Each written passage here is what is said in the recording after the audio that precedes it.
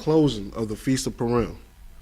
You understand? Of course, yesterday during the opening of the feast, we talked about a specific sister in this Bible named Esther that did such an amazing job in defending our nation. You understand? Defending our nation, against, people that was, wanted to see us perish. You understand? And like I said, it's been throughout the whole Bible where these other nations, they wanted to see the Israelites destroyed. You understand? From leaving the wilderness, from Egypt, we've been in the wilderness for 40 years. We've been attacked by different nations. You understand? Even till today. You know what I'm saying? We got these other nations, the Esau, Edomites or whatnot, Arabs. We got all these different groups and whatnot that want to see us stuck in the same state that we've been in for the past 400 years. You understand? So we're gonna go in this Bible. And we having a memorial today. You understand? A memorial, and we're gonna give thanks to the Most High for using this good system, man. Esther. We're gonna get into it. All right. Give me get Esther 101. Sit up.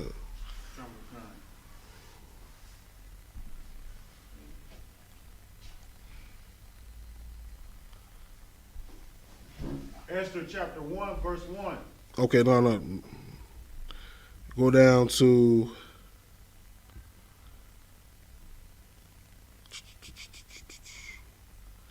of course, let me expound. You know what I'm saying? Of course, like yesterday, we all know how it started. It started because, as it was expounded yesterday, the queen at the time, Queen Vashti, disobeyed, the king. The king was being married. He was being married. He was full of strong. You understand? He called his wife down so he can show his beauty, show his wife beauty to everybody. You understand? Which, of course, what we expounded yesterday, what a man should never do. And you know what I'm saying? A man's wife's beauty is for his own eyes only, which is why she's modest, which is why she's covered up. You understand? So, with that being said, we're going to move on. Queen Vashti disobeyed the king. You understand? She disobeyed the king, and the king was angry. You understand? The king was angry.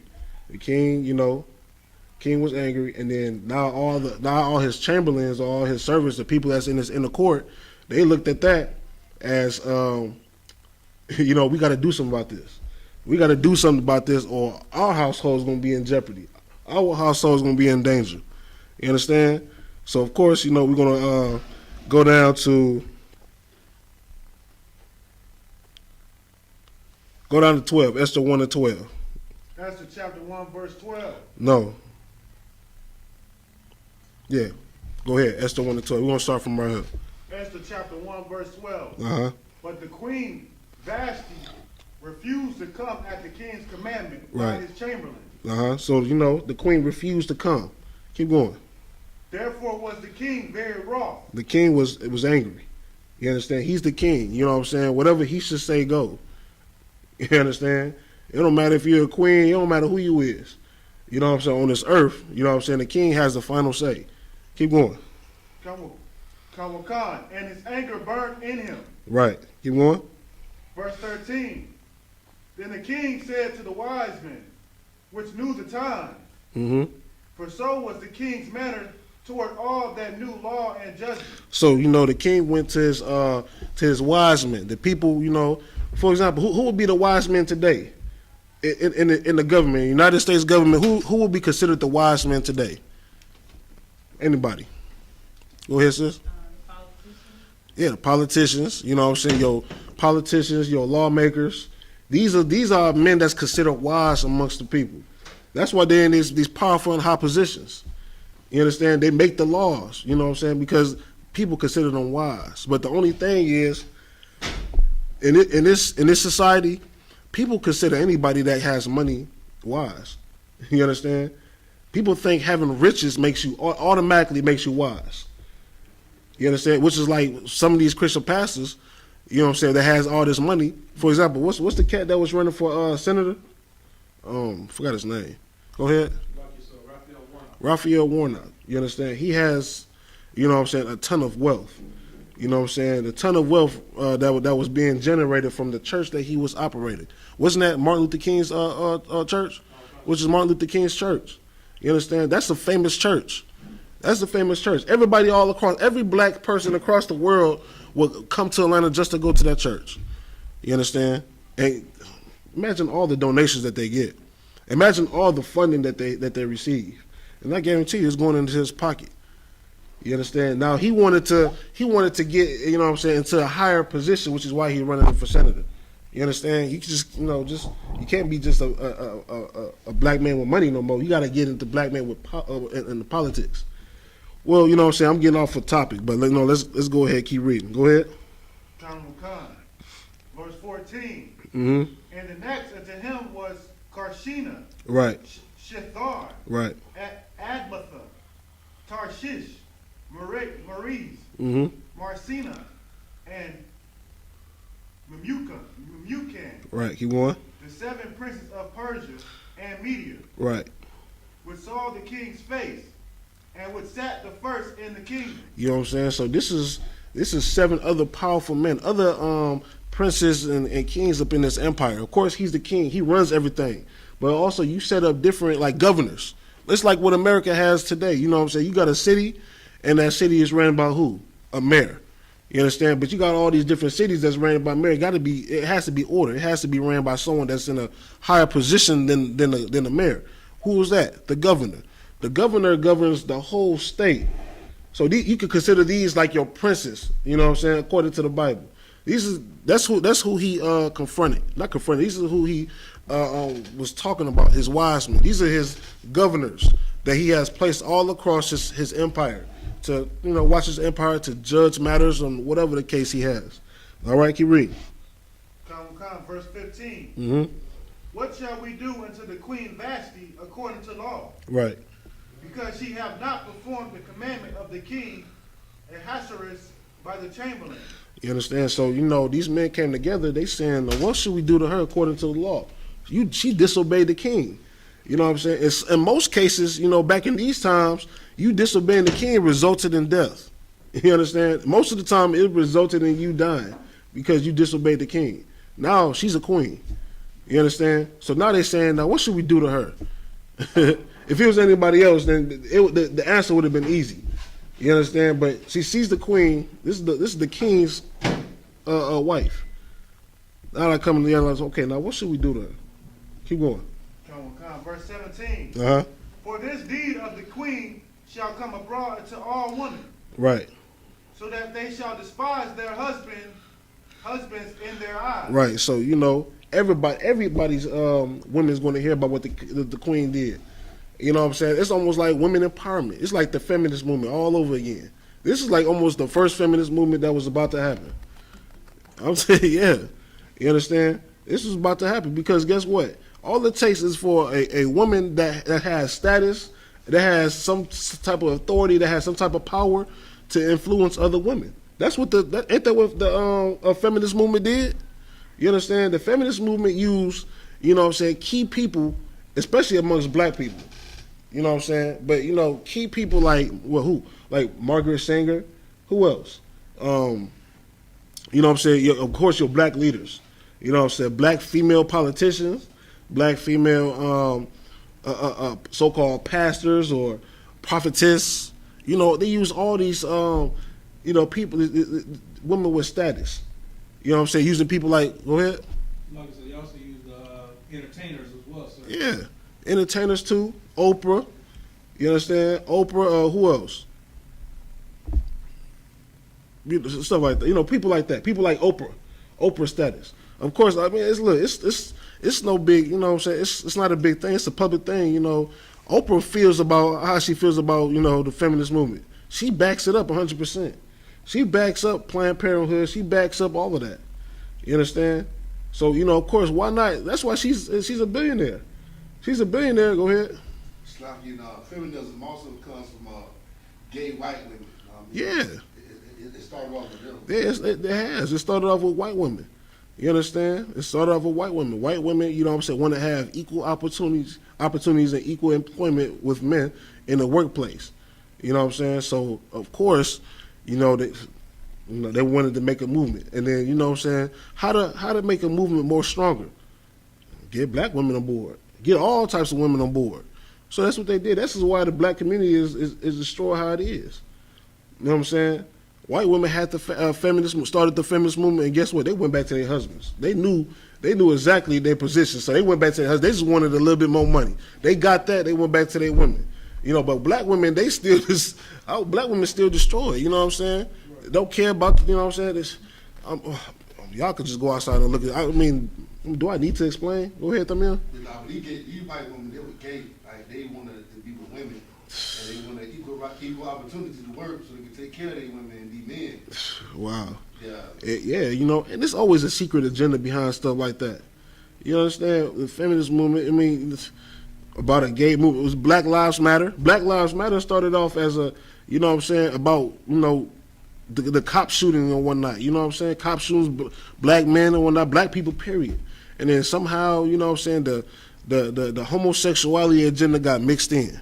And then now, guess what? Black Lives Matter is about homosexual equality and all of that. All right, keep reading. Verse 18. In the middle of verse 17. Uh-huh. When it shall be reported, the king Ahasuerus commanded Vashti the queen to be brought in before him. Let's read it with a little bit more power so people can hear on the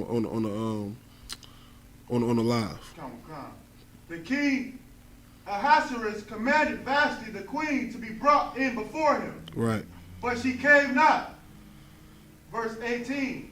Likewise shall the ladies of Persia and Media say this day unto all the king's princes, which have heard of the deed of the queen. Right. Thus shall there arise too much contempt and wrath. Right. You understand? These men were scared for their households, man. They were scared that their wife was going to follow the suit of the queen. They was going to rebel. You understand? So, yeah, the men were scared. They came together like, what we going to do? We got to set an example. We got to do something publicly, you know what I'm saying, to stop this from happening. You understand? Keep reading. Verse 19. If it please the king, let there go a royal commandment from him, and let it be written among the laws of the Persians and of the Medes. Right. That it shall, that it be not altered, that Vashti come no more before King Ahasuerus. Okay, what does that talk about? We went over this yesterday. What does that talk about? When the men came together and they said, read that part again? If it please the king, let there go a royal commandment from him. Right. And let it be written among the laws of the Persians and of the Medes, that it be not altered. Right. That Vashti come no more before King Ahasuerus. Right. And let the king give her royal estate unto another that is better than she. What is that talking about? We went over this yesterday. Go ahead. Giving another wife. Basically, you know what I'm saying? That's exactly what he did. He said, you know what I'm saying, get your, you know what I'm saying, remove her out of her position as queen, find another woman that, you know, that's not going to shame you or embarrass you. You understand? Because trust me, it's not a good feeling to be shamed, man, especially a brother that got, you know what I'm saying, that has a reputation, you know what I'm saying, and then you have a wife and whatnot that's shaming you. That's a horrible feeling, you know what I'm saying? Horrible feeling. And the embarrassment too, the king was embarrassed. He's the king, man. Everybody in this land and this kingdom respects this man, respects his commandment, respect his order. You know what I'm saying? And then for his wife to shame him like that in front of his men like, so no, what we gonna do? Cause your wife shamed you. My wife gonna end up shaming me if you don't try to do something to stop this. This is exactly what happened. Keep reading. Come, verse 20. And when the king's decree which he shall make shall be published throughout all his empire, right, for it is great, all the wives shall give to their husbands honor, right, both to great and small. Verse 21. And the same pleased the king and the princes. And the king did according to the word of MeWe, Right. Verse 22. For he sent letters into all the king's provinces, into every province according to the writings thereof, and to every people after their language. You understand? This is a public thing they did. So they publicly writing, wrote a decree, sent it to all his kingdoms, all his provinces, all across the world, to let everyone know what was supposed to happen. You know what I'm saying? Queen Vashti was to be removed from her seat. You know what I'm saying? She's not to come to the king no more. You understand? And what that did, you know what I'm saying? That just you know what I'm saying, kind of sealed the deal, you know what I'm saying, with preventing a coup d'etat amongst other men and wives. You know what I'm saying? I said a coup d'etat, like, you know what I'm saying, like it's about to be a killing or something like that. No, but yeah, you know what I'm saying, it's to prevent, you know what I'm saying, any other brothers, going through the same issue. Right. You know what I'm saying? Because Queen Vashti was in a high, powerful seat. All right? We're going to go on and move on to Esther chapter 2.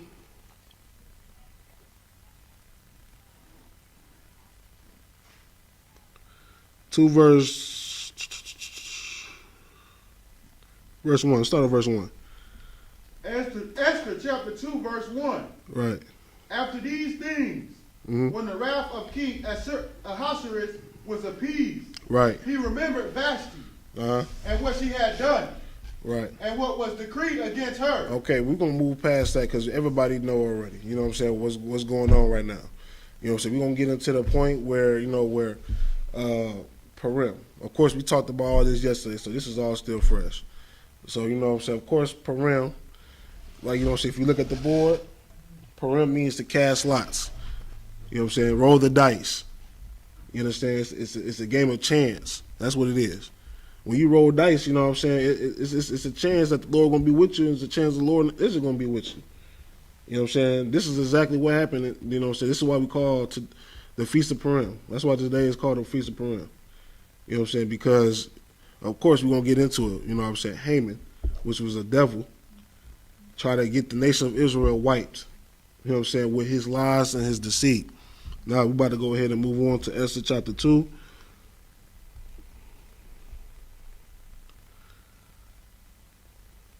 Verse 5. Go down to verse 5. Come. Esther chapter 2, verse 5. Uh-huh. Now in Shushan, the palace, there was a certain Jew, Right. whose name was Mordecai, Mm-hmm. the son of Jair, Mm-hmm. the son of Shimei, Right. the son of Kish, Right. a Benjamite. Right. You understand? Okay. You understand? Like we said yesterday. You know what I'm saying? They just showing you who this brother is. You know what I'm saying? This is a righteous brother right here, Mordecai, from the tribe of Benjamin. You know what I'm saying? It's just like me. You know, it's Zaquan, by Yahanna, by Yashala. You know what I'm saying? They just went by his name, his household, his nation. You know what I'm saying? That's just just to understand who this brother is. So he's from the 12 tribes. Keep going. Come, verse 6. Who have been carried away from Jerusalem with the captivity which have been carried away with Jeconiah, king of Judah. Right. Who Nebuchadnezzar, the king of Babylon, had carried away. Okay. So, of course, like we went over yesterday, you understand the Persians with the war with the Babylonians. The Persians won. So, you know what I'm saying? Of course, the Persians, they went to war with the government. Now, the Persians is the new government. So now, you know how it is today. Like, okay, like Capsoccer War used for an example. You know what I'm saying? Like, for example, if there was to be a war, you know what I'm saying, they're not attacking the little guys in the streets. You know what I'm saying? They're attacking the business. They're going to attack the big ones, the Pentagon and the City Hall and stuff like that. All those key structures. They're going to attack that. And, you know what I'm saying? Once that fall, you know what I'm saying, whoever attacked and won, which was the Persians at this time, they came and set up shop. Everything was left the same. You know what I'm saying? Now you're just going to be, instead of them paying the Babylonians, now they're paying the Persians. Now the Persians came into power now. You know what I'm saying? So it's just like, you know what I'm saying, you go to the City Hall is ran by the Babylonians. But after the war was over, now the City Hall is ran by Persians. That's it. Right. You understand? Keep going. Come, verse 7. And he brought up Hadasai, Uh-huh. that is Esther, his uncle's daughter. Right. For she had neither father nor mother. Right. And the maid was fair and beautiful. Okay, this is a beautiful sister. Keep going. Whom Mordecai, when her father and mother were dead, took for his own daughter. You understand? Now, if y'all was paying attention to class yesterday, why does she has two names? Why they say? Go ahead, sis.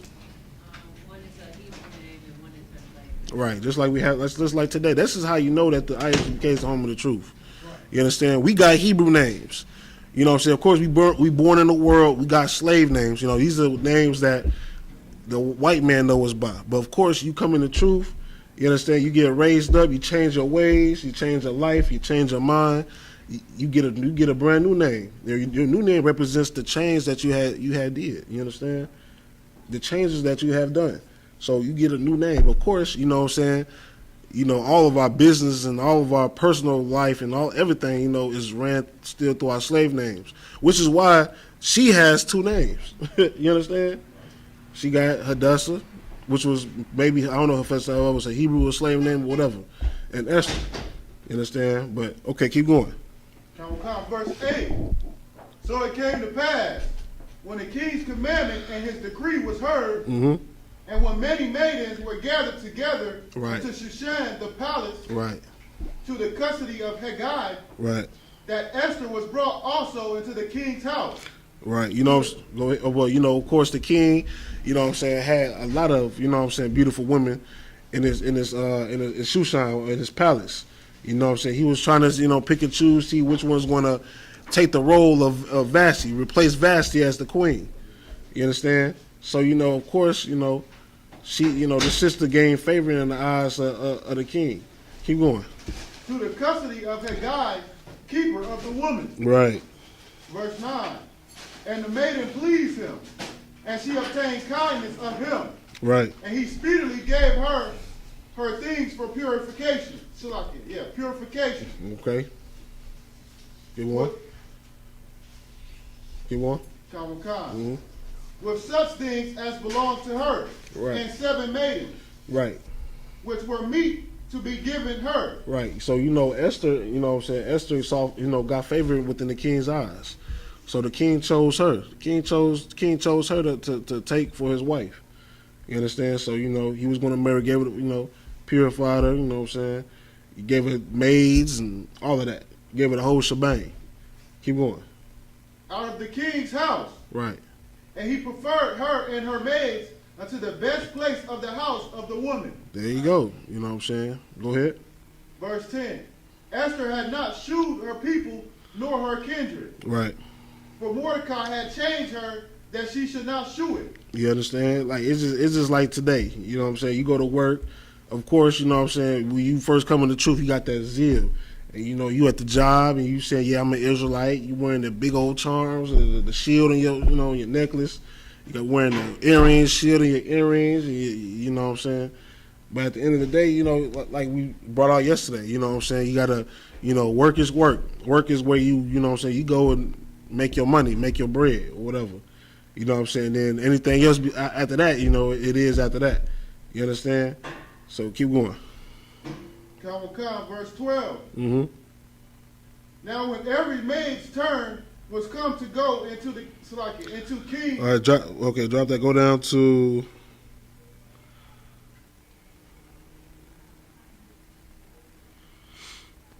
Where you at? Where you was at? Verse 12. Verse 12. Okay, hold on.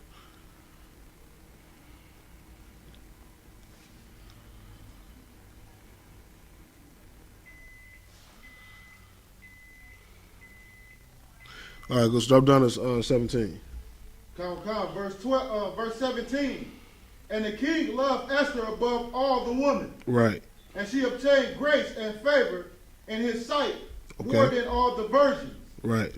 So that he set the royal crown upon her head and made her queen instead of Vashti. So, you know what I'm saying? That's it. Vashti was, you know what I'm saying, out of the picture. And then Esther took her place. You understand? Keep going. Verse 18. Then the king made a great feast unto all his princes and his servants, even Esther's feast. Okay, go down to 20. Verse 20. Esther had not yet showed her kindred nor her people, as Mordecai had charged her. Right. For Esther did the commandment of Mordecai. You know what I'm saying? She was raised up right. You understand? She was raised up right. Even though she has attained the position of queen, you understand? She still obeyed Mordecai. She still listened to Mordecai. Why? Because Mordecai raised up right, raised up into the laws, statutes, and commandments. You understand? So of course, you know what I'm saying. She you know what I'm saying. She listened to his counsel. She she listened. I mean, what more can I tell you? Keep going. Like as when she was brought up with him. Right. 21, verse 21. In those days, while Mordecai sat in the king's gate, two of the king's chamberlains, Bithan and Teresh, of those which kept the door, were wroth, and sought to lay hands on the king Ahasuerus. So we got two of the king's guards right here, the chamberlains, the ones that watch the door. They was plotting to kill the king. Keep going. Verse 22. And the thing was known to Mordecai, who told it unto Esther the queen. Right. And Esther certified the king thereof in Mordecai's name. So, you know what I'm saying, Mordecai heard what's going on, and he, you know what I'm saying, went and told to Esther. And guess what? Esther told it to the king. Keep going. Verse 23. And when inquisition was made of the matter, right, it was found out. Therefore, they were both hanged on a tree. So, you know, once the king heard of it, he had an investigation over it. The investigation turned out that, you know what I'm saying, these two dudes was planning on killing them. So guess what? He got them hung on a tree. That was a death sentence. You understand? Keep going. And it was written in the book of Chronicles before the king. All right. So now, we're going to go to verse 3, verse 1. Go ahead and start reading that. Esther chapter 3, verse 1. After these things did King Ahasuerus promote Haman, the son of Hammedatha, the Agagite, right, and advance him, and set his seat above all the princes that were with him. Okay, so now there was this guy named Haman. You know what I'm saying? He was an Agagite. Now, you know what I'm saying, if we go back to Salakia, give me 1 second.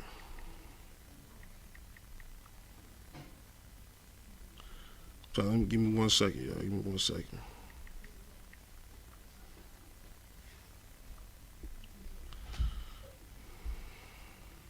So it was a point in time where the Most High told us to wipe out all, you know, so all of those Agagites. You understand? And then it came a time where Saul, they went to war, kill all the Agagites besides one, left the king. You understand? So now the king, you know what I'm saying, this is his seeds years after later. Came back, you know what I'm saying, and again, you know what I'm saying, was terrorizing, you know what I'm saying. Saul didn't obey the Most High's commandment. You know what I'm saying, we're going to find that scripture. 1 second. Look for that scripture, that one scripture with the, I believe it's 1 Samuel 15 and 8. Let me see.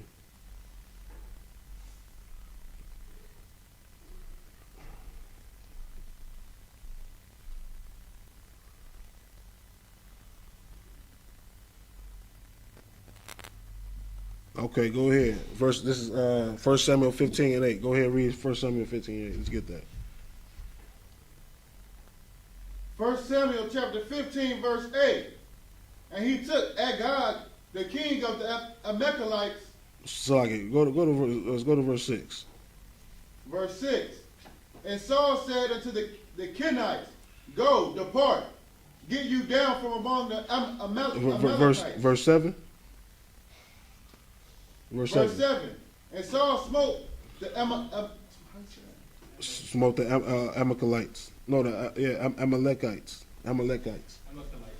And Saul smote the Amalekites from Havilah unto the comest to shore. Right. That is over, against Egypt. Saul was destroying these people. Keep going. Verse 8. And he took Agag, the king of the Amalekites, alive, and utterly destroyed all the people with the edge of the sword. Okay, so Saul destroyed all these other people. He destroyed all the other, you know what I'm saying, Amaleks. You know what I'm saying? But and left this one king, Agag. You know what I'm saying? Keep going. Verse 9. Saul and the people spared Agag. See, that was a mistake. The Lord wanted you to destroy everything. Destroy these people everyone. You know what I'm saying? But Saul left him alive. He left him alive. You know what I'm saying? The Lord already knew. You know what I'm saying? The Lord can see everything. He know the future, all that. You know what I'm saying? So the Lord knew that if he didn't kill these people, they was gonna come back and then be on top and keep putting the Israelites in more jeopardy and more danger. You know what I'm saying? And trying to get us wiped out. Keep going. Who you think Amalek? Who you think Amalek is today? Who's Amalek? Anybody can tell me who's Amalek? Where is this? The fake Jews. That's who Amalek is. We've been at war with these people since this time. Saul didn't do his job, and then guess what? We still suffering today because Saul didn't do his job. You understand? The Lord told Saul to destroy these people, man. And he took Agag, this king, you understand? And he kept him alive. Now, by him doing that, by him disobeying the Most High, look how we suffering now today. We don't even have our identity, you know what I'm saying, because of these people. We don't have nothing because of these people. You know what I'm saying? How do you think the transatlantic slave trade started? It started with these people. You understand? Amalek funded all of it. He funded all of it. You understand? So this is why the Most High, the point is, like we said yesterday, you gotta follow orders, man. Follow orders. Most High gave him a specific order, and he didn't follow it. Now we all suffer. That just goes to show you that, you know what I'm saying, it can, like, you know, you not following the order can affect your family, can affect generations down your bloodline. You understand? Because we living in America today, you understand, and we got Amalek calling themselves Jews. That's crazy, man. Keep going. Verse 9. Mm-hmm. And the best of the sheep, and of the oxen, and of the fatlings, Mm-hmm. and the lambs, and all that was good, and would not utterly destroy them. Right. But everything that was vile and refused, that they destroyed utterly. Keep going. Verse 10. Then the word of the Lord, then came the word of the Lord unto Samuel, saying, verse 11, it repenteth me that I have set up Saul to be king. You know what I'm saying? The Most High, you know what I'm saying? People think the Most High can't change his mind. You know what I'm saying? The Most High can change his mind, which is why I don't understand why all these other people, all these so-called fake Israelites out here saying, they keep talking about the 2/3. 2/3, 2/3. Oh, 2/3 of you going to die. You know what I'm saying? In the UPK, we don't teach that the 2/3 going to die. We teach that we want all of Israel to be saved. Right. You understand? We teach that the Most High can change his mind. Just like the Most High changed his mind right here. The Most High said, I repented that I made Saul king over Israel. What it means to repent? Anybody? Go ahead, sis. To change. To change. The Most High, he regretted that he made Saul king, man. Just like what's another time in the Bible that the Lord changed his mind? Go ahead, sis. He was speaking to Lot Mhm. about destroying the city. He was like, what if you find this many people there? Mhm. Find this many. Right. You understand? And you know what I'm saying? Yeah, they went to go ahead. Go ahead. I'll just give you another instance where he changed his mind. Yeah, go ahead. When he was about to kill everybody, when he was about to be the Mosaites, Yeah. when Moses pleaded to him. Yeah. What else? Go ahead. Jonah. You understand? Like, you know, these are all instances where the Most High changed his mind. You understand? And the Most High, he gave us the emotions that we feel. You think we can't change our mind? You know what I'm saying? You might want steak for dinner, but now you change your mind. You know what? I'm going to just go eat me some chicken. You can change your mind just like that. The Most High can change his mind. You know what I'm saying? He can save all of Israel. That's what we want. We don't want to see. We don't want to see how people, you know, they put to death. We don't. All right, keep going. Verse 11. For he is turned back from following me, and have not performed my commandments. You know, of course, you know, Saul let this guy live, man. He left this Agag live, and then guess what? We suffer now today because of it. All right? So let's go back to Esther.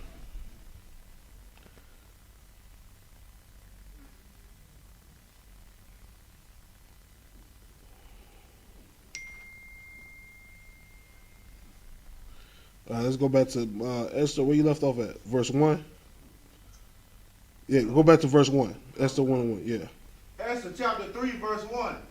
After these things did King Ahasuerus promote Haman, the son of Hammedatha the Agagite, Right, and advance him, and set his seat above all the princes that were with him. right. Verse 2. And all the king's servants that were in the king's gate bowed and reverenced Haman, for the king had so commanded concerning him. Right. But Mordecai bowed not. You understand? So, of course, this is Agag, what I'm saying? This is a descendant of the king, the Agag that Saul did not kill. He's a direct descendant. You understand? So he got ranked up, promoted, and he's sitting in this powerful position. You know what I'm saying?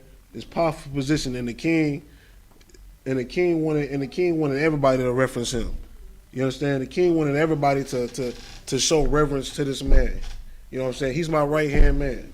You understand? You know what I'm saying? Show him respect, and everybody did that. You know what I'm saying? It's almost like, let's say let me see. Name somebody. Name somebody that everybody respects. Name somebody. Anybody.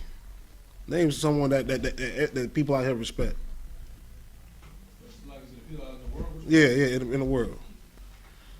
Like I said, they respect Martin Luther King. Okay, example. You know what I'm saying? Martin Luther King walk down the street. Everybody like, oh, you know what I'm saying? Oh, hey, what's going on? Hey, how you doing? Martin Luther King. You know what I'm saying? They would give him reverence.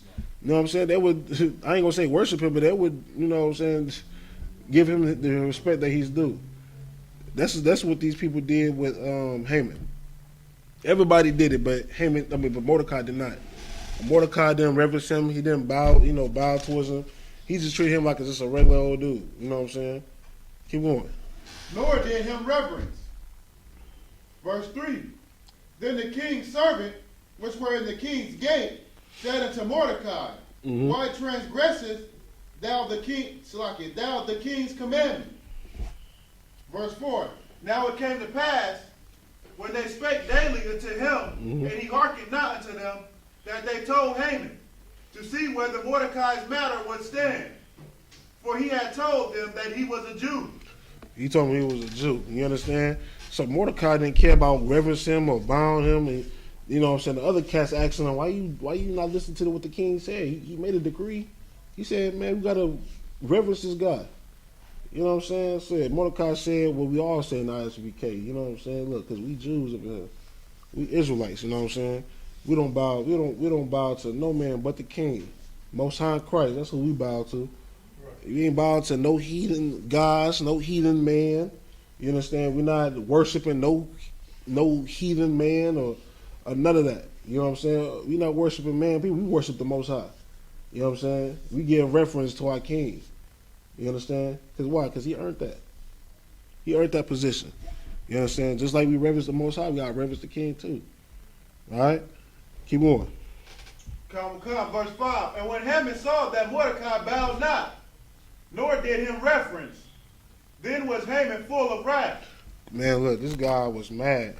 You know what I'm saying? He was mad because this specific cat, Mordecai, did not want to worship him.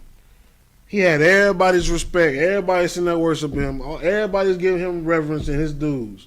You understand? But Mordecai, he was mad because of that. You understand? Keep going. It wasn't even because he was mad. It's just the spirit behind it all. It was just that, you know what I'm saying? Like what the scriptures say.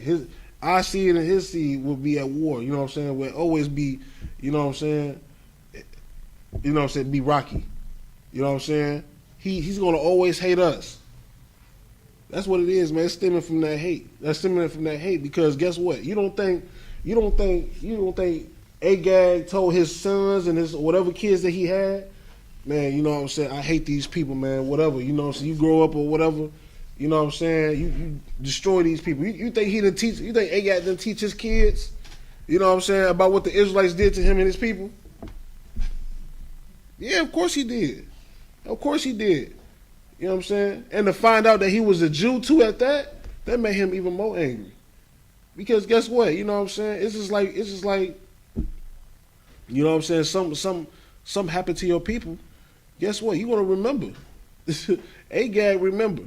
And he told his descendants all the way up until Haman. You understand? You think Haman didn't know? Haman knew. He knew exactly, you know what I'm saying, what we did. We just slaughtered their people. Go ahead. Come Khan. But if Saul would have did his job, we wouldn't have to be worrying about that. Keep going. Verse 6. Uh-huh. And he thought scorn to lay hands on Mordecai alone, Right. for they had shewed him the people of Mordecai. Uh-huh. Wherefore Haman sought to destroy all the Jews that were throughout the whole kingdom of Ahasuerus. You know, of course, you know what I'm saying, because Mordecai didn't want to bow, he wanted to destroy everybody. He wanted to destroy all Jews. He wanted to destroy all Israelites. You understand? He wanted to destroy all Israelites because Mordecai didn't want to bow down. That's something else. Keep going. Come Khan. Even the people of Mordecai. Mm-hmm. Verse 7. In the first month, that is the month Nisan, Uh-huh. in the 12th year of King Ahasuerus, they cast Pur. Right. They cast what? They cast Pur. They cast Pur. You understand? Haman and his men, you know what I'm saying? They cast Pur. They was rolling the dice to see who gets to do the job of you know what I'm saying? Gets to do the job of killing the Israelites. You know what I'm saying? They cast Pur. Keep going. Which is the lot? They roll the dice. Keep going. That is the lot before Haman from day to day Uh-huh. and from month to month to the 12th month, Right. that is the month Adar. Keep going. Verse 8. And Haman said unto the king Ahasuerus, Right. there is a certain people scattered abroad and dispersed among the people in all thy provinces Right. of thy kingdom. Right. And their laws are diverse from all people. Right. Neither keep they the king's laws. Right. Therefore it is not for the king's profit to suffer them. Man, and you know what? Like, this is some snake stuff, man. This is the same spirit of the serpent in the garden. You understand? This is the same serpent. This is the same spirit of the serpent that beguiled Eve. You know what I'm saying? That told her, like, you know what? Look, you're going to be a guy. You go ahead and just, you know what I'm saying, delve into these little bit of, you know, our traditions. Delve into these different traditions, man. You're going to be like a guy. You're going to know all these, you know what I'm saying? Yeah, this is the same spirit of the snake. He's sitting there telling this king, you know what I'm saying, all slick like, you know what I'm saying, talking about, man, look, there's these people, right? You know what I'm saying? They don't want to obey you. They follow their own laws, man. They don't reverence you. They don't give reference to your laws. You know what I'm saying? You shouldn't even be worried about them. You shouldn't even suffer them. And guess what? Guess what the king gonna do? The king gonna be like, okay.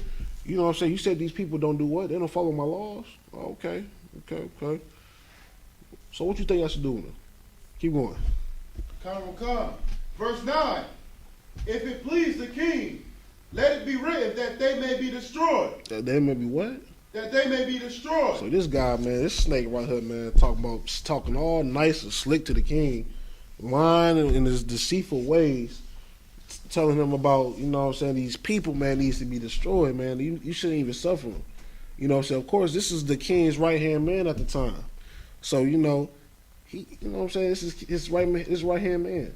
So, of course, he's going to listen to everything that he's saying. So he's like, okay, so what you think I should do? Then he's going to say, man, look, I think you should destroy these people. Keep going. And I will pay 10,000 talents of silver to the hands of those that have the charge of the business. Right. To bring it into the king's treasury. You understand? And this is like all snake like, you know, this is getting on my nerves, man. It reminds me of a white man right here for real. This is exactly what it is. You know what I'm saying? White people talk all slick and whatnot. I used to work with white people all the time. You know what I'm saying? And look, when I was in the world, you know what I'm saying, of course, I did what niggas did. You know what I'm saying? I went on break. I, you know, smoked a little bit on my break, go back in, put the clear eyes, doop, doop, doop. It'll smell good, go back into work. You know what I'm saying? But, you know, I was doing it with this white boy, right? So me and this white boy was, you know, on my break, we was doing our thing, you know what I'm saying? And then, you know what I'm saying, we went in. And then I ended up finding out that this white boy went and told on me that I was smoking, like, but you was sitting here with me, you know what I'm saying? Like, it was crazy. It was this little snake, this is a snake, you understand? Trying to get me fired and whatnot. You trying to preserve your job? Come on, man. All right, but come on, keep on reading. Come, verse 10. Mm-hmm. And the king took his ring from his hand Right. and gave it unto Haman, the son of the Hammedatha, Mm-hmm. the Agagite, the Jews' enemy. Right. You understand? So the king gave Haman his ring. People, if you don't understand what that symbolized, he gave him the full authority. When you have like a king, you know what I'm saying? The king ring is like his word.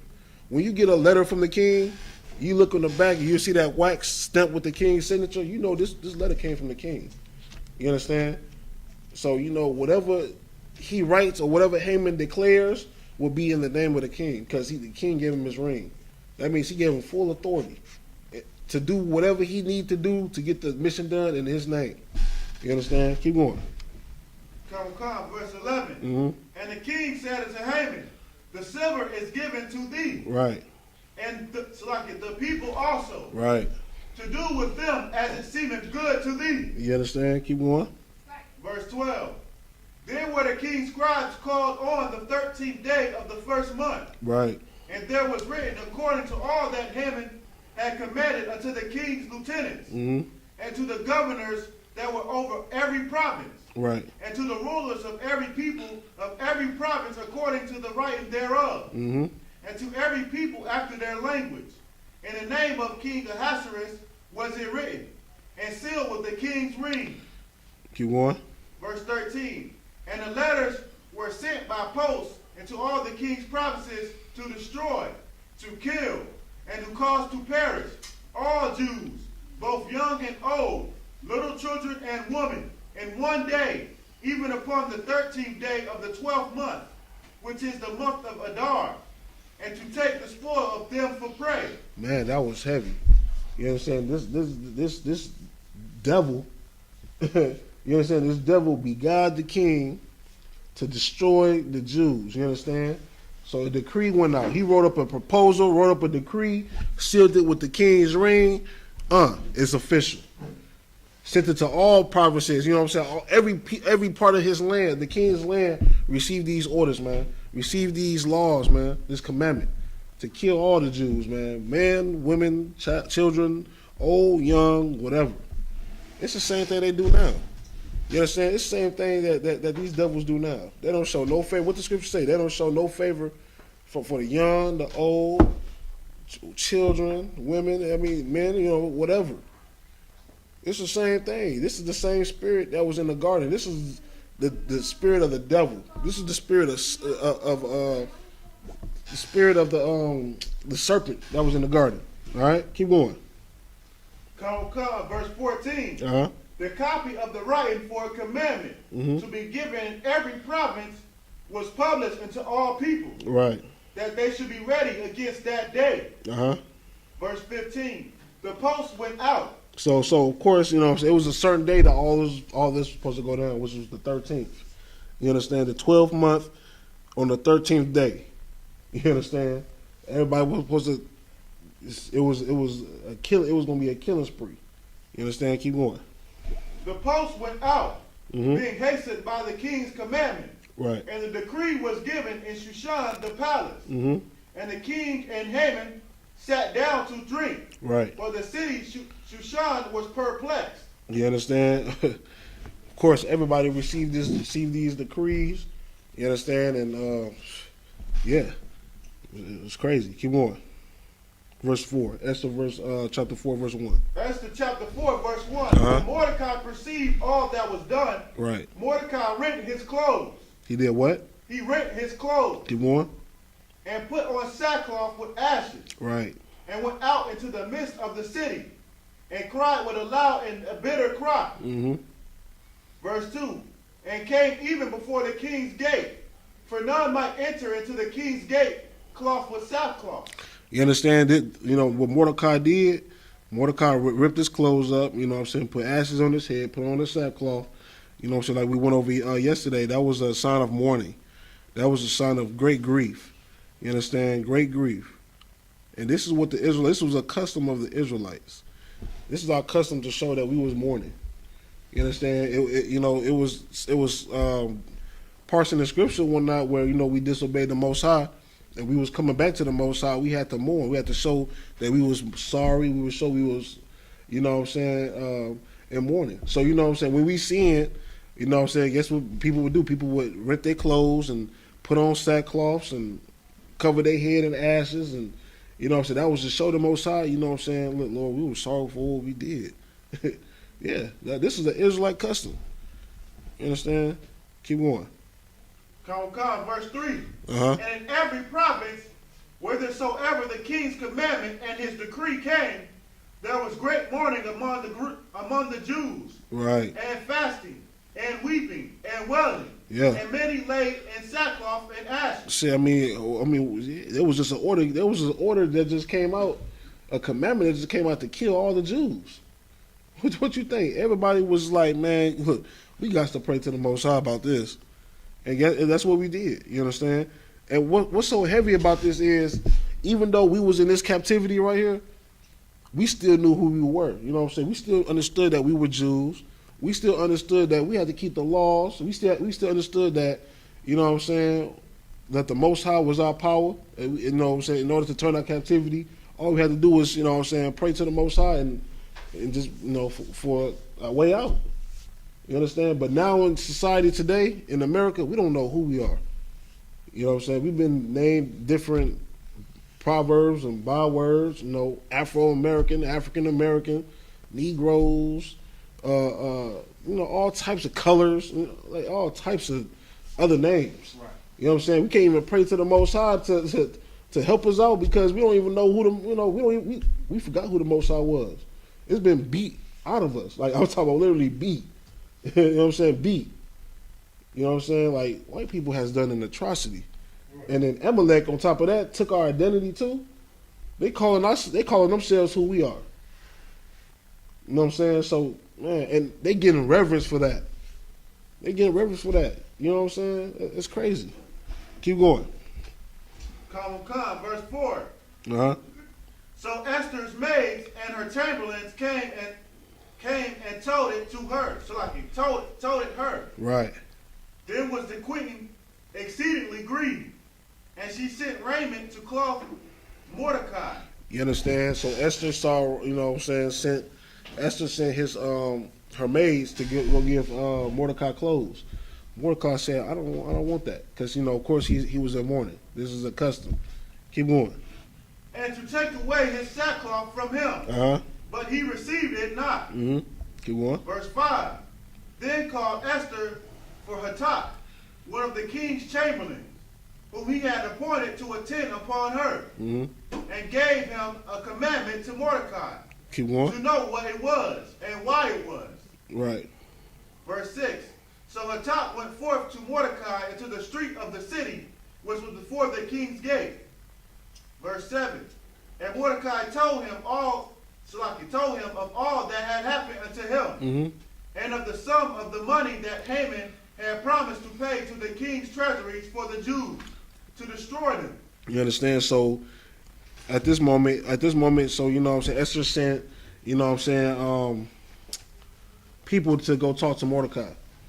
Mordecai telling the people to tell Esther, you know, what was going on. You know what I'm saying? Haman got mad, you know what I'm saying, because I didn't want to bow down or reverence him. You know what I'm saying? Then out of his anger, he went and lied to the king, you know what I'm saying? And now, because he did that, they sent out a commandment to kill all the Jews. You understand? So, of course, you know, Esther living in the palace, she don't know what's going on. You understand? She don't know what's going on out there in the, you know what I'm saying, in the streets. Keep on. Come. That's all good, sis. You know what I'm saying? Kids gonna be kids, you know what I'm saying? Go ahead. Verse 8. Also he gave him the copy of the writing of the decree Right. that was given at Shushan to destroy them, Right. to show it to Esther, Right. and to declare it unto her, Mm-hmm. and to charge her that she should go in unto the king to make supplication unto him, Right. and to make requests before him for her people. So, you know what I'm saying, Mordecai telling Esther, look, what you need to do is you need to go to the king, and then you need to talk to him about this decree and order that has went out to destroy all the Jews. You know what I'm saying? This is your time. You know what I'm saying? This is why you're in the position that you're in today. Keep going. Come, verse 9. And Mhm. Hatak came and told Esther the words of Mordecai. Verse 10. Mhm. Again Esther spake unto Hatak, Right. and gave him commandment unto Mordecai. Uh-huh. Verse 11. All the king's servants and the people of the king's provinces do know that whosoever, whether man or woman, shall come unto the king into the inner court, who is not called, there is one law of his to put him to death. So of course, Esther sent back a message to Mordecai.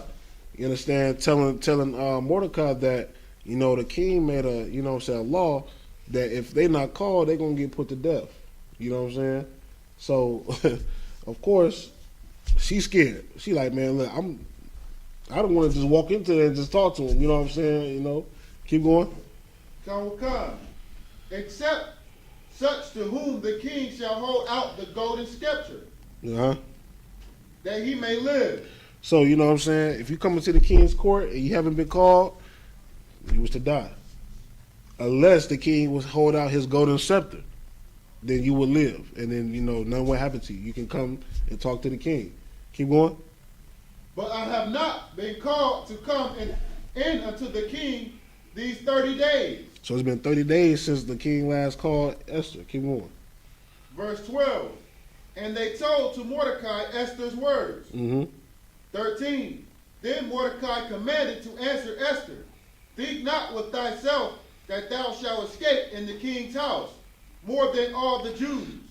So Mordecai telling her like just because you're in that king's house don't make you safe from the wrath. You understand? That don't make you safe because you're in that king's house. Keep going. Verse 14. For if thou altogether holdest thy peace at this time, then shall their enlargement and deliverance arise to the Jews from another place. Mm-hmm. But thou and thy father's house shall be destroyed. You understand? So he told us straight up like hey, if you don't want to talk to him now, then shit, help will gonna come from somewhere else. But you gonna die because of that. You know what I'm saying? You in your father's house. And then keep going. And who knoweth whether thou art come to the kingdom for such a time as this? He said, he like thinking like, he said, look at this. You became queen.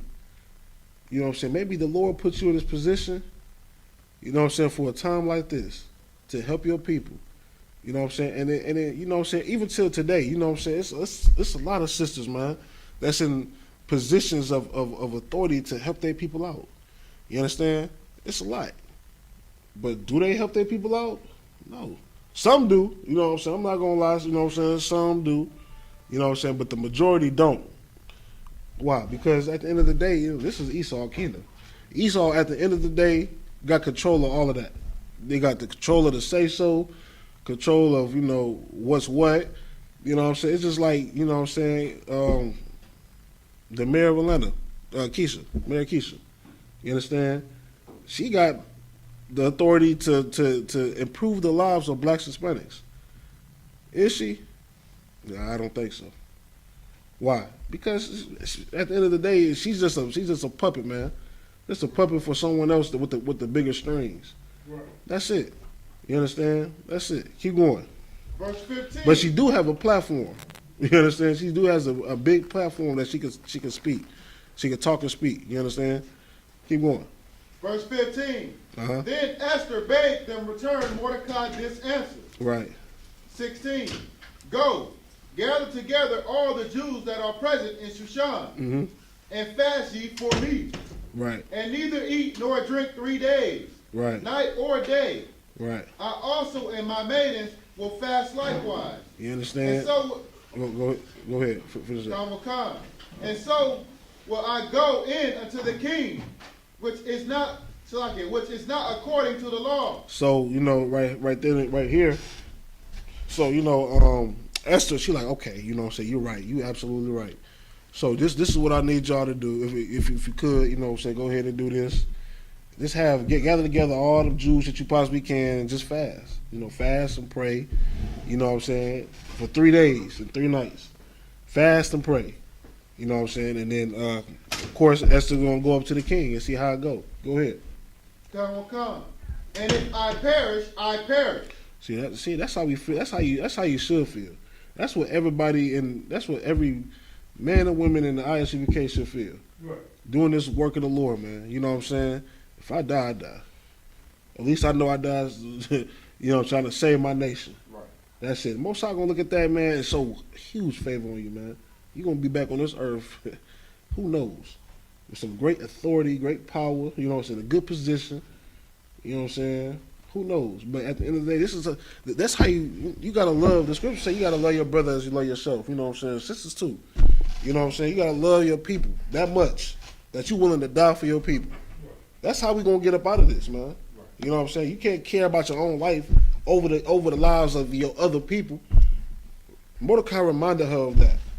He said, "Man, look, if you don't speak up now, then guess what? The Lord's gonna find someone else to raise up and deliver us, but you're gonna die." You know what I'm saying? The Lord, this is why you in authority right now.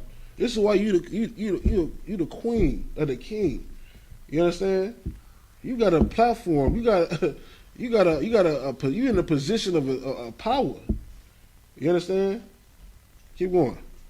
17. So Mordecai went his way Uh-huh. and did according to all that Esther had commanded. So everybody fasting, everybody's praying. You know what I'm saying?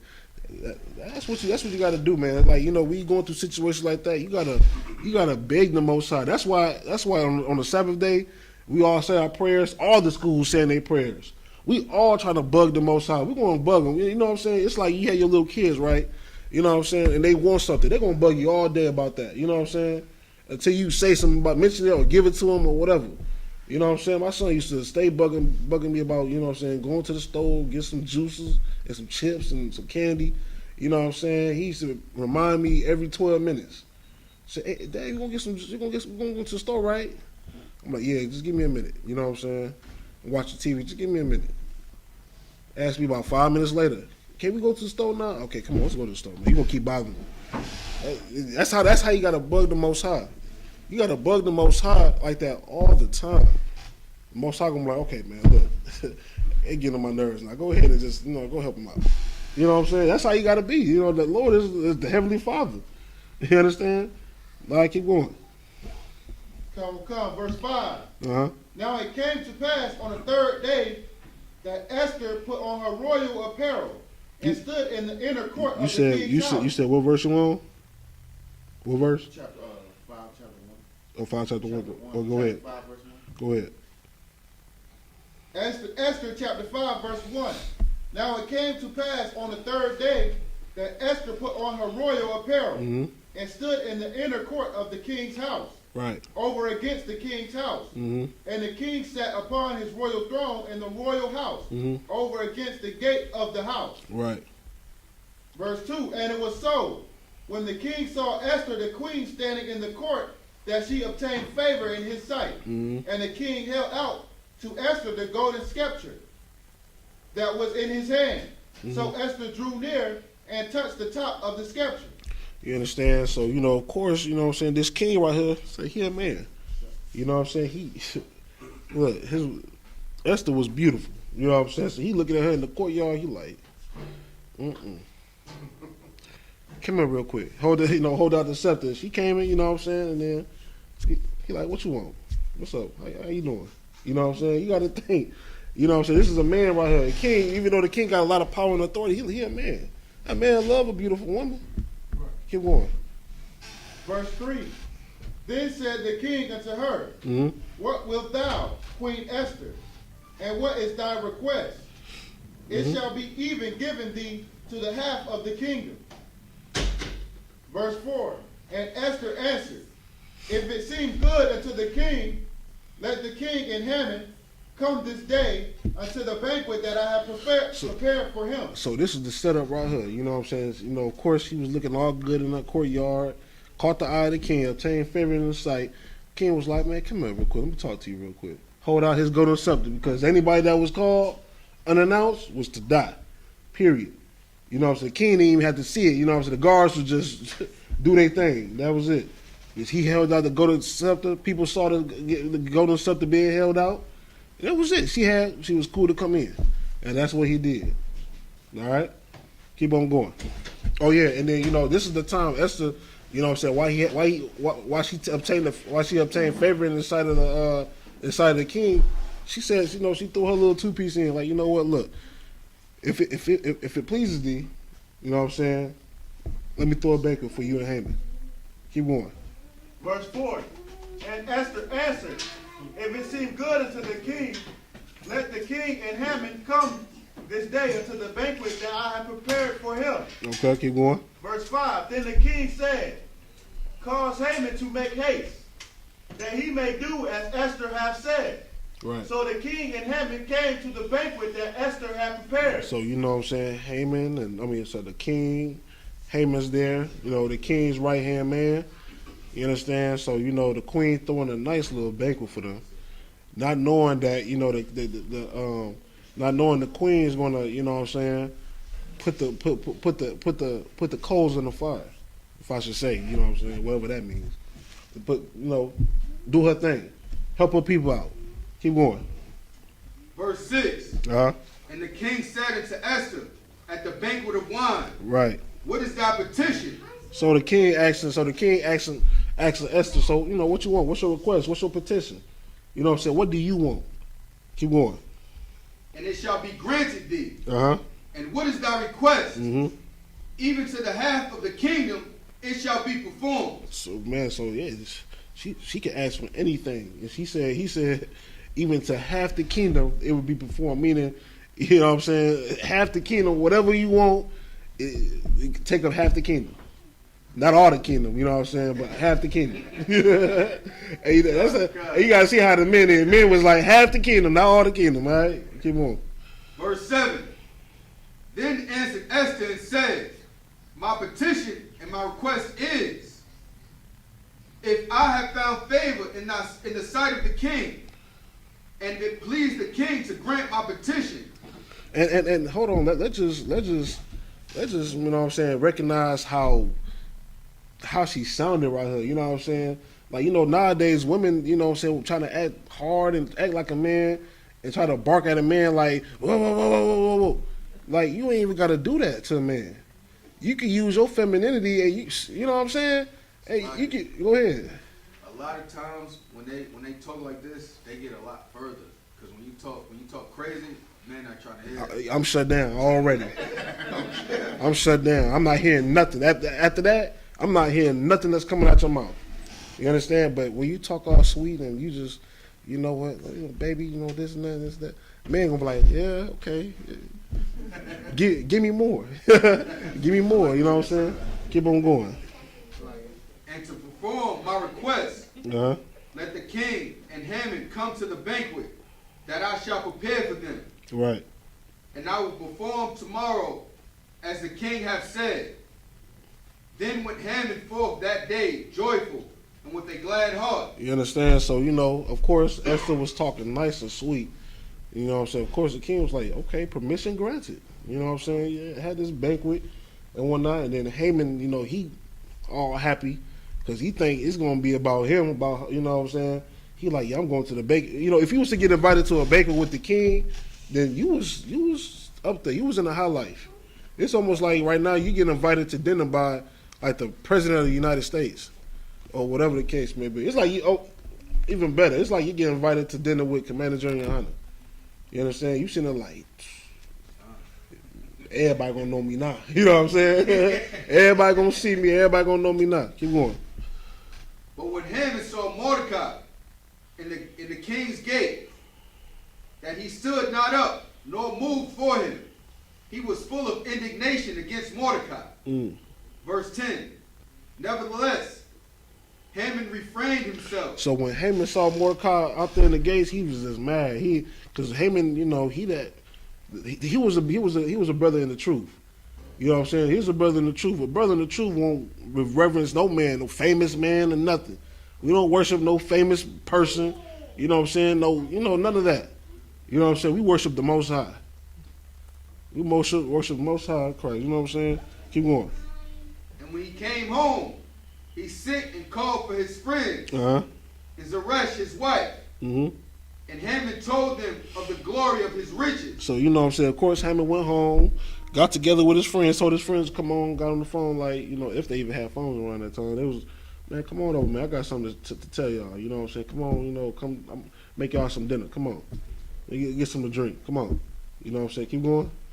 And the multitude of his children, and all the things wherein the king had promoted him, Mm-hmm. and how he had advanced him above the princes and servants of the king. So Hammond, he's just, you know, happy that he's on a high position, you know what I'm saying, on a high level. He's advanced all the king's governors, and he's in that spot. He's the right hand of the king, which was a powerful position.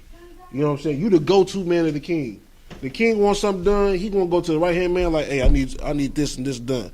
And the right hand man will go and tell whoever he need to tell. And then it get done. So being a right hand man to the king was a big honor. You understand? So, you know, Haman thinking that he about to, you know what I'm saying, get some type of glory. He about to get some rank up. He about to own something. Keep going. The book of Esther, chapter 5, verse 12. Uh-huh. Haman said, moreover, Esther the queen. It's a lot of it. I'm on 12. You was on 12. Yeah, 12. Haman said, moreover, Esther the queen did let no man come in with the king unto the banquet that she had prepared but myself. Uh-huh. And tomorrow I'm invited unto her also with the king. You understand? He happy. He like, man, look, I have dinner with the queen and the king. It can't be nothing bad. Nothing bad could go wrong out of this. Keep going. Verse 13. Yet all this availeth me nothing, so long as I see Mordecai the Jew sitting at the king's gate. So he just keep talking about Mordecai. Every time we see him, look at him at the gate. What he should have did, he should have just left him alone. He would have been on a better note if he just left him alone. This is just one man, you know what I'm saying, that's not worshiping. Okay, that's not bowing down to whatever. He not coming up there dabbing you up, trying to, you know what I'm saying, stroke your ego and all that, you know what I'm saying. Everybody else is doing it but him. So what? But that was the wrong brother that you try to mess with, man. Not only that, you try to destroy a whole nation of people because you was mad because this one cat didn't want to reverence you. Everything went back on his own head. Keep going. Verse 14. Then said Zeresh his wife and all his friends unto him, let a gallows be made of 50 cubits high, and tomorrow speak thou unto the king that Mordecai may be hanged thereon. Then go thou and merrily with the king unto the banquet. And the thing pleaseth Haman, and he caused a gallows to be made. So, who knows what a gallows is? Anybody? Who knows what a gallows is? This is like an old term. This is what they use in medieval. They use this till this day. Go ahead. Is it like it's a place they hang people? Yeah, it's like a little, you know what I'm saying, like a little platform one night, and they got a lot of nooses that's hanging up, and it's to hang people. You understand? That's what he had made, and he made this specifically to hang Mordecai. Keep going. This is the book of Esther, chapter 6, verse 1. Uh-huh. On that night could not the king sleep, and he commanded to bring the book of records of the Chronicles, and they were read before the king. So, you know what I'm saying, this is the Most High right here, already in action. You know what I'm saying? That's why, you know, that's why I love the Most High. Because he just do things you don't even know. He's setting up the kill right now. He caused the king not to be able to have sleep. And you can't even sleep. What makes you think out of nowhere, like, you know what I'm saying, go get the record book. Just read me the record book. Like out of nowhere, just like, you know what I'm saying? Keep going. Final one come, verse 2. Uh-huh. And it was found written that Mordecai had told Bigthana of Teresh, two of the king's chamberlains, Mm-hmm. the keepers of the door, who sought to lay hand on the king Osiris. You understand? So, you know, the king couldn't sleep. So, you know, he had someone to come and read the records to him. And the record stated that, you know what I'm saying, Mordecai had prevented a coup d'etat. You know what I'm saying? He had told about two men that was his guards that was going to kill him. You understand? So, you know what I'm saying? So he prevented it, and the king like, man, what the damn? He saved my life. You understand? Keep going. And the king said, what honor and dignity have been done to Mordecai for this? You understand? That's heavy. He said, okay, because he saved my life. What has happened? Like what happened? What honor or whatever? You know what I'm saying? What has he received for that? That's a heavy thing. Like, you know what I'm saying? If you was to save the king's life, man, you would instantly be right there. Boom, I'm gonna start him. The king gonna want you around. You know what I'm saying? You the type of go-to guy that you can go to, and you good. Go ahead. So like, a lot of people like feel like, well, the Most High might deal with other nations. The only time he deal with other nations is to protect his people. Like, this is one of those examples. Right. Like, he gave him a little, he made him feel like, hey, yo, open the Chronicles, like, Yeah. just to read them, you know what I mean? Like he said that he couldn't sleep. Yeah. And then like I mean, if you can't sleep, what you gonna do? You gonna go watch a little TV until you get sleepy, or you know what I'm saying? Some of us, you know what I'm saying, you gonna go play the little video game or something, you know, until we go to sleep. This dude woke up and he was like, go get the record book. Just read the record book to me. That's the Lord. You know what I'm saying? That's the Lord. Keep going. Then said the king's servants that ministered unto him, there is nothing done for him. Mm-hmm. He said there was nothing done for him. He said, I got to change. Keep going. Verse 4, and the king said, who is in the court? And Haman was come into the outward court of the king's house to speak unto the king to hang Mordecai on the gallows that he had prepared for him. Man, this is heavy. So, Haman is coming to go see the king. You understand? He's gonna go talk to the king about hanging Mordecai right now.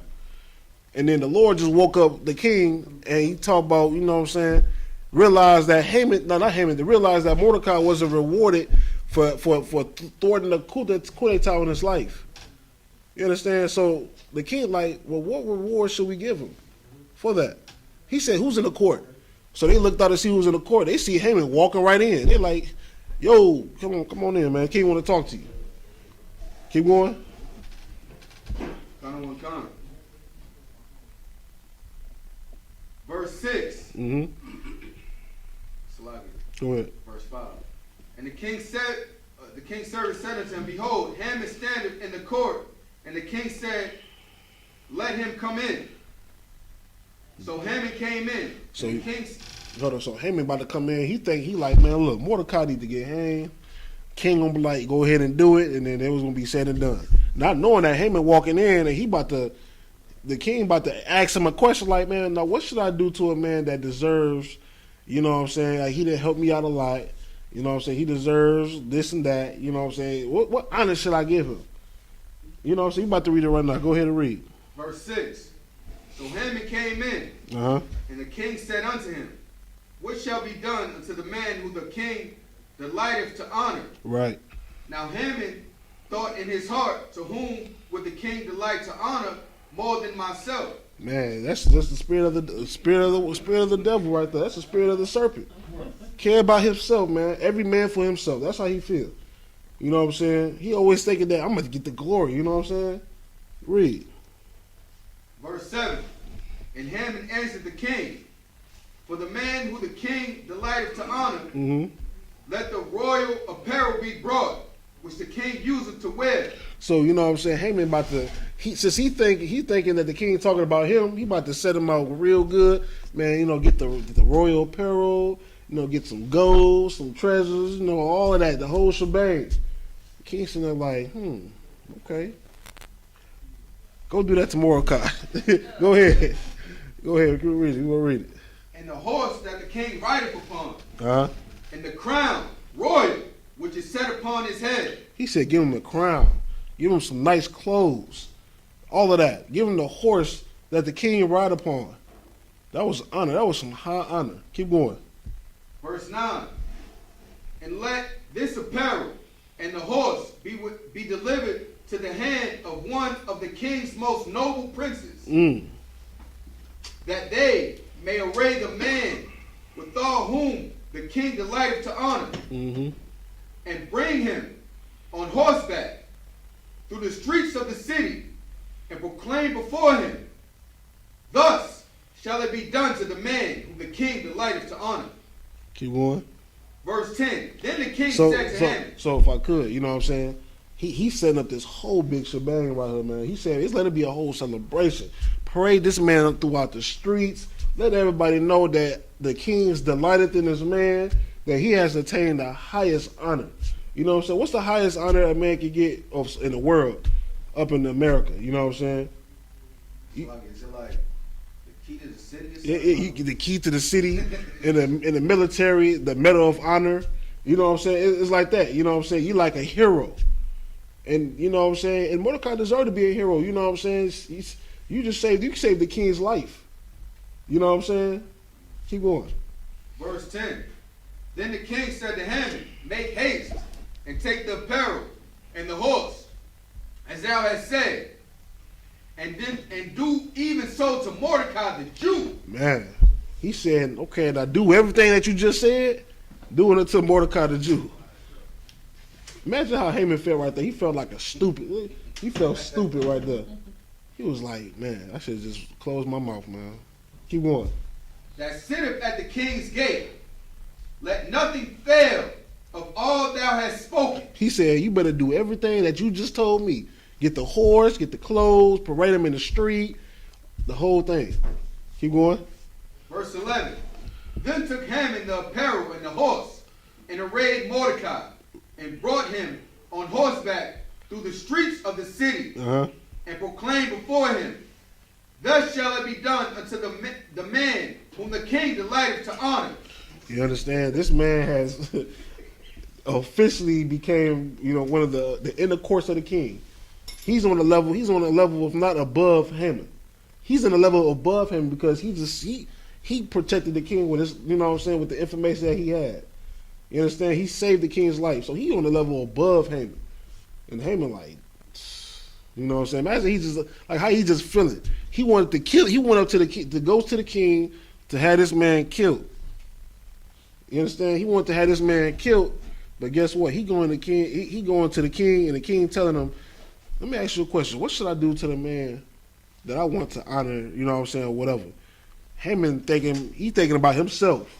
First and foremost, he's thinking about himself. So he thinking like, man, look, you should give him the fanciest clothes, give him your horse to ride on, parade him through the streets, so on and so forth. Give everybody, let the commandment go out to everybody is to reverence him. And then the king like, man, no sweat. Go do that to Mordecai the Jew. Haman like, hey. Keep going. Come. Verse 12. And Mordecai came again to the king's gate, but Haman hasted to his house mourning, and having his head covered. So after he got paraded through the streets, he came back to the king's gate. Haman went in the house and he cried. That's what he did. He went in the house and he cried. He said he was mourning. You know what I'm saying? He was crying because, this man got above him. This man that he wanted to kill because he didn't reverence him, now he had to reverence him. You see how the Most High worked? The Most High would make your enemies turn, whatever your enemy's plot is, turn it back on their own head. Right. Keep on going. Come. Verse 13. And Haman told Zeresh his wife and all his friends everything that had befallen him. So he went back,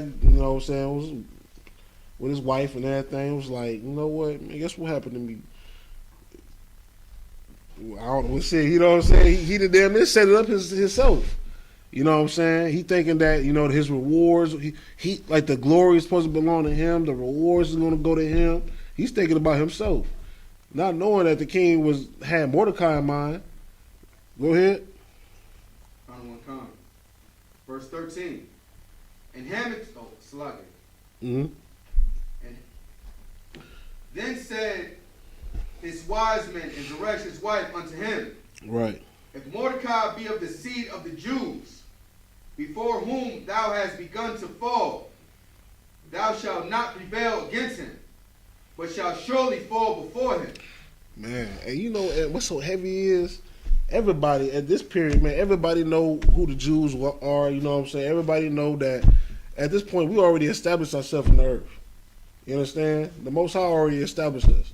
You know what I'm saying? He knows that we them people, like in the scriptures say, he said, if them people keep the law, statutes, and commandments, you cannot harm those people.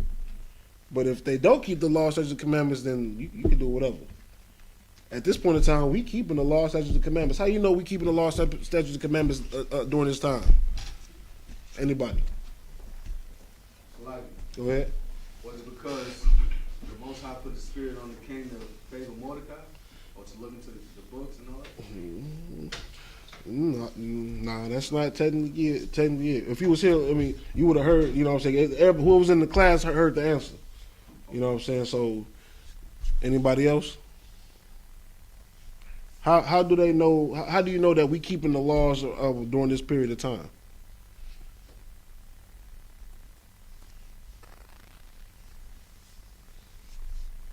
For time's sake, I'm going to just go ahead and give it to you. Go ahead. Because we didn't say we was in captivity. Well, we was kind of in captivity. This is during the Persian Empire, so we was in captivity, but it wasn't captivity. Like we would have chains and slaves and stuff like that. We was just in captivity under another people because we was in captivity during the Babylonian captivity. But the Persians went to war with the Babylonians. The Babylonians lost, and then the Persians took power. You know what I'm saying? So how do we know that we at this time? This how you know because you know what I'm saying when that decree went out to kill all the Jews, the people went and put on sackcloth, you know what I'm saying, and covered their head, you know what I'm saying, and all of that, you know what I'm saying. They did the whole shebang. You know they was keeping the law then. If we weren't keeping the law then, shit, they wouldn't have been doing that. You understand? They wouldn't have been doing that. It's not a law to do that. But they in the spirit when they do that. You know what I'm saying? They know something's up. They only do that when someone has sinned. When they know someone has sinned against the Most High, then they do that. They'll put on sackcloths and stuff like that. You know what I'm saying? And cover their heads and ass and all of that. You know what I'm saying? So yeah, that's what it shows mourning. So they know, you know what I'm saying, if the law was broken, then they do that. But there wasn't no law broken one night. It was just Haman, you know what I'm saying, acting like a little, you know what. All right, go ahead, keep on going. Verse 14. Uh-huh. And while they were yet talking with him, Mm-hmm. came the king's chamberlains, and hastened to bring Haman unto the banquet that Esther had prepared. Man, he is scared out of his mind, man. This man is scared. Haman is scared. He didn't even. I'm pretty sure he didn't want to go to the banquet. I'm pretty sure he wanted to just stay in the house. But you know what I'm saying, he remembers the last thing that happened when someone didn't obey the king's commandment. You understand? And this let's keep reading. The book of Esther, chapter 7, verse 1. Uh-huh. So the king and Haman came to banquet with Esther the queen. Right. And the king said again unto Esther on the second day at the banquet of wine, Right. What is thy petition, Queen Esther? Mm-hmm. And it shall be granted thee. He done asked her about 4 or 5 times, man. He's like, man, look. He's like, baby, man, what's up? What you want? What do you want? You know what I'm saying? Keep going. And what it shall be granted thee. Mm-hmm. What is thy request? And it shall be performed. Right. Even to the half of the kingdom. Keep going. Then Esther the queen answered and said, If I have found favor in thy sight, O king, and if it please thee, O king, let my life be given me my petition, and my people at my request. So he's telling her, like, man, you know what I'm saying? Let my life, to give her life and her people's life. Because, you know, of course, the order's been sentenced that on the 12th month and the 13th day, all the Jews was to die. No matter if you're young, old, you know what I'm saying, woman, child, whatever. Keep going. Verse 4. For we are sold, I and my people, right, to be destroyed, to be slain, and to perish. Right. But if we had been sold for bondmen and bondwomen, I had held my tongue. Right. Although the enemy could not countervail the king's damage. Right. She's telling the king. She said that we are sold, you know what I'm saying, instead of being sold for bondmen and bondwomen, because this is how you know that we're in captivity during this time. When you're in captivity, you're at mercy to the nation that's over you. or nations that's over you. Right now, we at mercy to all these other nations. You understand? So this is how you know we in captivity during this time. Keep going. Verse 5. She said, yeah, go ahead. Keep going. Then the king Ahasuerus answered and said unto Esther, the queen, who is he and where is he that does presume in his heart to do so? So she's basically telling the king that, man, look, you know what I'm saying? If we was being sold for bond men, bond women, then, you know, I wouldn't have said nothing, but we're being sold to be killed. All of us is being to be killed. So the king like, well, who would do this? Keep going. And Esther said, the adversary and enemy is the wicked Haman. Uh-huh. Then Haman was afraid before the king and the queen. Imagine how he felt. His heart sank. Like imagine the most terrified moment that you've been in. Imagine that. That's how Haman felt. Like, you know what I'm saying? You just like what happened? Your heart just sank. You know how you get that feeling when you just scared or whatnot? You know what I'm saying? Keep going. Verse 7. And the king arising from the banquet of wine in his wrath went to the palace garden. Mm-hmm. And Haman stood up to make request for his life to Esther the queen. Mm-hmm. For he saw that there was evil determined against him by the king. Man, so Haman begging Esther right now. You know what I'm saying? You know what I'm saying? Like Cap Soccer War said that yesterday, man. He said, have you seen a white man beg? It's delightful. Hey, it's delightful. I'm saying, you know what I'm saying? It's delightful. Haman sitting there like, hey, please, Esther, please don't get him kill me, please. You know what I'm saying? Now, you know, she ain't feeling no type of way because you try to wipe us all out. You try to wipe us all out. Keep going. Verse 8. You went into the king's chambers to get Mordecai hanged. Like who will forget that? Go ahead. Like I said, the other thing too is like it was wise how she did the whole thing. Yeah. First she came in with the apparel, Yeah. kingly apparel to entice him. Yeah. Then she said, okay, I'm gonna feed you. Yeah. You'll have a banquet, so men like to eat, so we're gonna bring that out. Right. And then while she got everything all said, she came in with her femininity saying, somebody out here they was just trying to sell us, we'll be okay. But I gotta say something now. Now she didn't entice the king with everything she did. And so now he like, who the hell wanna destroy her and her people? Right. What she did to me. Right. And then now she just pointed right at him. That nigga right there. Right. Hey, and you know what? And all of this, look, she used her femininity to do it. Mm-hmm. She didn't have to yell at the king like, you know what I'm saying, like, combat him or, you know what I'm saying, try to, tell him about his authority or nothing like that. She she was just looking good. That's it. She was just looking good. Go ahead. I was just watching the skit, and the sister was like, babe, slap the ish out of him. And you know what? It just really show you just how, it's like how you come at it, man, too. At the end of the day, you know what I'm saying? Man's gonna react from the soft and gentle, feminine side. You know what I'm saying? He gonna receive that more than a woman being loud mouth and, you know what I'm saying? Hey, you do this, pointing his head and tapping his head and all that. What you doing right there? You just waking up the beast. That's all you doing. Keep going. Verse 8. Then the king returned out of the palace garden to the place of the banquet of wine. Right. And Haman was fallen upon the bed wherein Esther was. Ooh-wee. That made the king even like 100 times mad. Like, you know what I'm saying? Like the queen sitting on the bed, and then you on the bed begging her. You know what I'm saying? Like you walk in, what would you think of that? You know what I'm saying? King like, what? Like you try to a woman too? Keep going. Go ahead. Then said the king, will he force the queen also before me in the house? As the word went out of the king's mouth, they covered Haman's face. Man. Ooh-wee. Keep going. Verse 9. Go ahead. So like it's the other thing that shows that he's a devil. Mm-hmm. You know how devils, they always try to go and flee with the women. Yeah.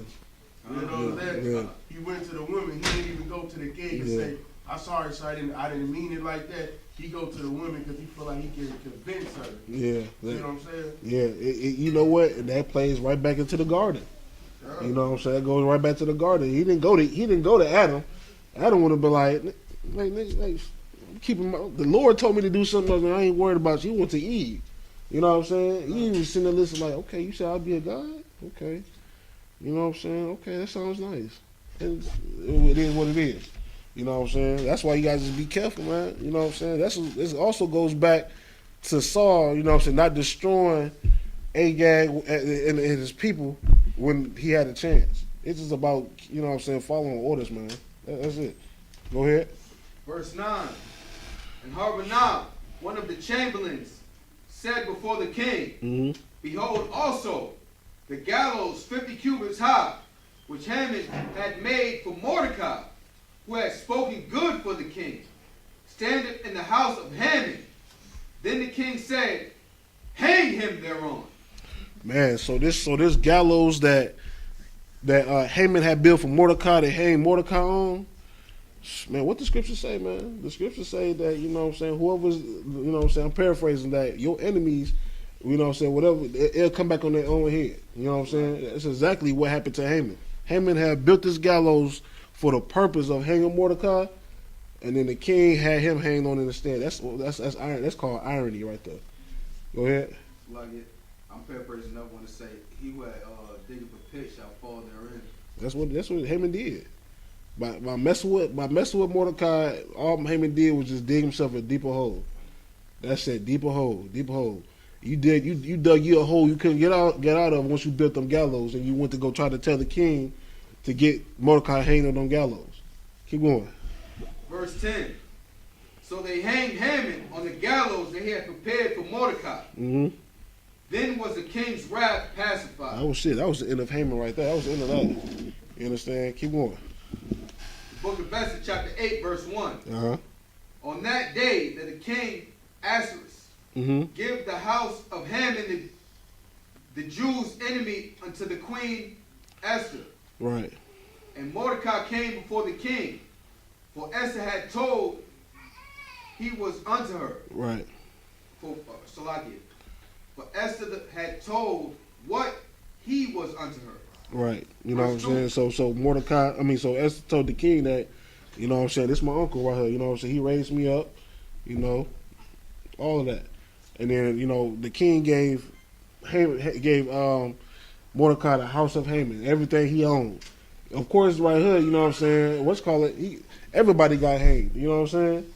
So, you know what I'm saying, everything that belonged to Haman at the time, now it's Mordecai's. That's how the Lord raised you up, man. For real. That's how he raises you up. He, you know what I'm saying, he got Haman out the way and then put Mordecai in that position. That's it. You know what I'm saying? And he deserved that too, because look, he raised Esther up. You know what I'm saying? The laws, statutes, and commandments. This is a brother. Mordecai was a brother that kept the laws. You know what I'm saying? He kept the laws, statutes, and commandments. And guess what? He taught that to Esther, which is why, you know what I'm saying, Esther was able to do what she did. You know what I'm saying? Able to plead with the king and, you know, help save her people. You know what I'm saying? Of course, it was always thanks to the Most High. You understand? If it weren't for the Most High, then, hey, Haman plan would have worked. You know what I'm saying? That's why today is called the Feast of Purim. It was a chance, you know what I'm saying? And Haman rolled the dice, man. He rolled the dice into his grave. That was it. You understand? Keep on reading. Verse 2. And the king took off his ring, Mm-hmm. which he had taken from Haman. Ooh-wee. So Haman dead. He hung, he's dead. The king went over there, took that ring off Haman like, you know what I'm saying, you don't need this no more. Boop, gave it to Mordecai. Keep going. And gave it unto Mordecai. Uh-huh. And Esther set Mordecai over the house of Haman. Ooh-wee. Go ahead. And Esther spake again before the king, and fell down at his feet, and besought him with tears to put away the mischief of Haman the Agagite, Uh-huh. and his device that he had devised against the Jews. So you know what I'm saying? So Esther, you know what I'm saying, of course she was feminine. She fell at his feet. You know what I'm saying? You see that, you know, man, see that his wife do that, man, that This open the heart of the man. It's like, oh baby, come on, get up, baby, come on. Esther, hold on, and Esther, you know what I'm saying? He wanted the king to reverse all of that, you know what I'm saying, that Haman did. Of course, Haman made a proclamation on this day to kill all the Jews. That was still in effect, you know what I'm saying? So she had to be like, hey, just reverse everything that Haman did. And then, of course, the king did that. Go ahead. Verse 4. Then the king held out the golden scepter towards Esther. Mm-hmm. So Esther arose and stood before the king and said, if it please the king, and if I have found favor in his sight, and the thing seem right before the king, and I be pleasing in his eyes, let it be written to reverse the letters devised by Haman, the son of Hamath Edatha, the Agagite, which he wrote to destroy the Jews which are in the king's provinces. Keep going. Verse 6. For how can I endure to see the evil that shall come upon my people? Right. Or how can I endure to see the destruction of my kindred? All right, hold on. We're going to skip all of that.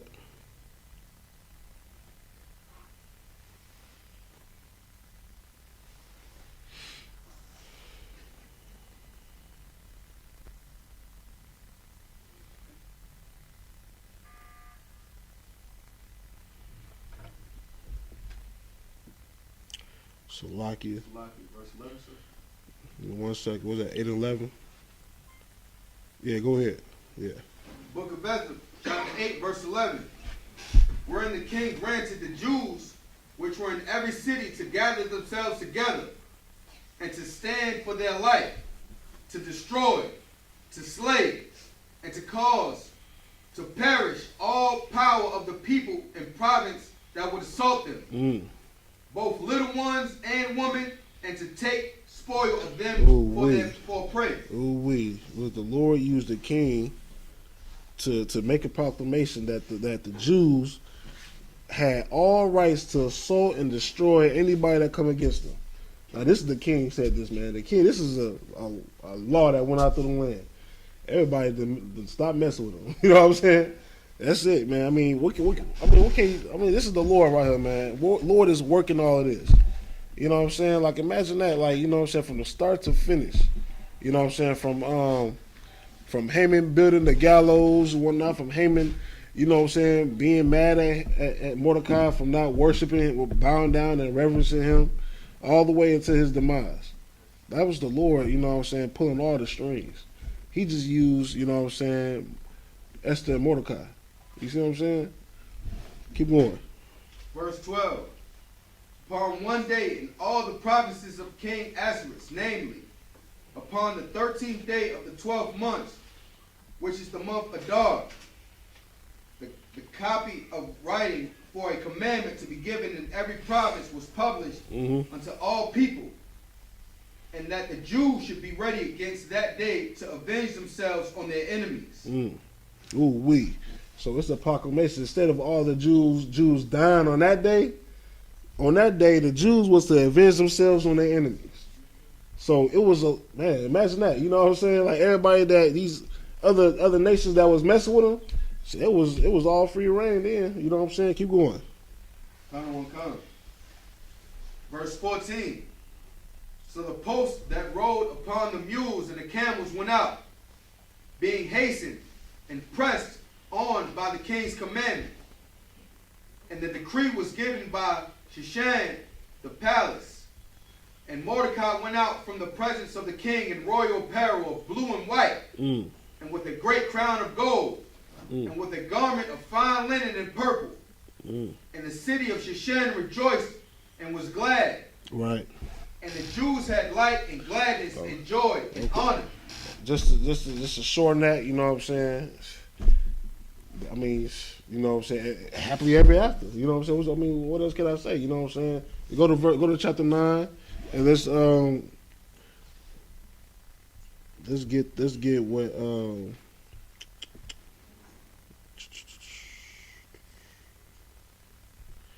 you want to get the Purim.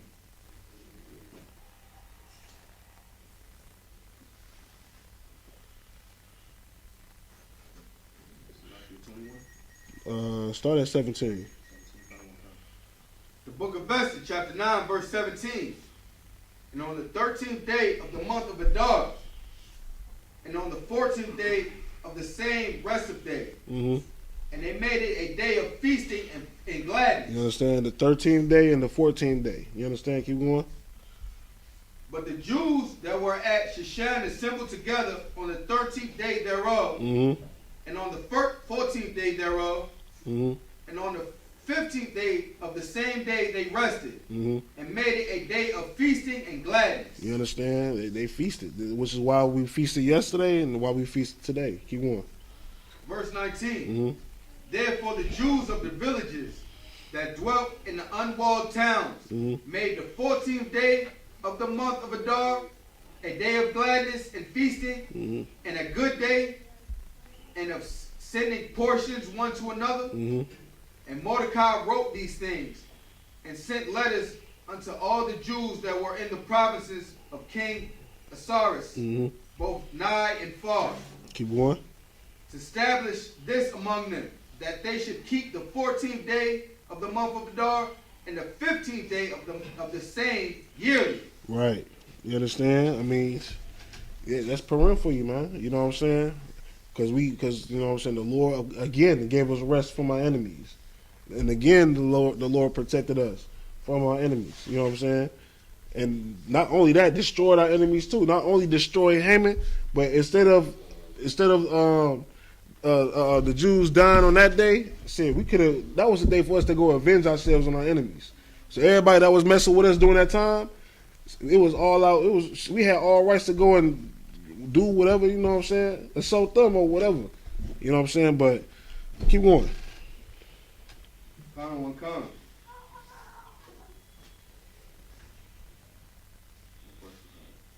Verse 22. As the days when the Jews rested from their enemies, in a month which was turned unto them from sorrow to joy, from mourning to a good day. Jump down to 27. Khan. The book of Esther, chapter 9, verse 27. The Jews ordained and took upon them, and upon their seed, and upon all such as joined themselves unto them, so as it should not fail, that they would keep these 2 days according to their writing, and according to their appointed time every year. Right, every year. We keep this every year, you know what I'm saying? Every year. The Feast of Purim. Keep going. Khan. 28. Verse 28. And that these days should be remembered and kept throughout every generation, every family, every province, and every city. And that these days of Purim should not fail from among the Jews, nor the memorial of them perish from their seed. You understand? You want to end on that. You know what I'm saying? That's what the Purim's about. You know what I'm saying? We have a memorial every year, 2 days out the year, the Feast of Purim. You know what I'm saying? This day was, you know what I'm saying? We celebrate. You know what I'm saying? That what the Lord did for us, man. The Lord used Esther. The Lord used Mordecai, and the Lord even used the king. You know what I'm saying? To deliver us from our enemies and to destroy our enemies. You understand? With that, I pass the class to priest and officer. Adar Mouth. Oh no, what's Slaggy? What? Come on. Yahweh, priest and officer Yahweh. All right, let's clap it up. Let's do the security. I.S.U.P.K security announcements. We are the I.S.U.P.K start on 1 West 125th Street, Harlem, New York. Room for new brother or sister. When a new brother or sister comes into the school, they are off limits for 6 months. They are to be saluted only. They are here to share themselves with the world. If they need transportation and teaching arrangement. After 6 months, if a brother or sister has an interest in a particular person, he or she must get permission from the head to speak to a brother or sister. There is another 6 months in which the brother and sister will court each other. After this 6-month period, the brother and sister will get permission from the head to marry. Tithes, which is a commandment. Numbers 18:21, Malachi 3, chapter 3, verse 8 through 10. Means tenth in the Hebrew, Mayashua. 10% of every penny of any increase the Lord gives you. Give to the Treasury Department or teacher. Priest fund. Free will offering for priests, not mandatory. Whatsoever amount you would like to give. Upcoming holy convocations. Next one is should be Passover, right? April 24th is in Houston, Texas. If you need any information trying to get there and everything, please contact me and I will arrange you to try to arrange the best way we can to get you out there. And with that, men of Israel, we're going to give a courtesy salute to the teacher, Ahmadu Shabbat, Ahmadu, Barak. Yahanna. All right, what we just said was, Yahweh in the name of Christ, bless you, Yazamata. All right. Sar, we're going to give a courtesy salute to the sisters, imagine. 45-degree angle. Put your right hand over your left, shame face. Men of Israel, Ahmadu Shabbat, Ahmadu, Barak. Yahweh Shema Alatam Hashem Yahushua. What we just said was the Most High protect and watch over you. In the name of Christ, Yazamata, dismissed.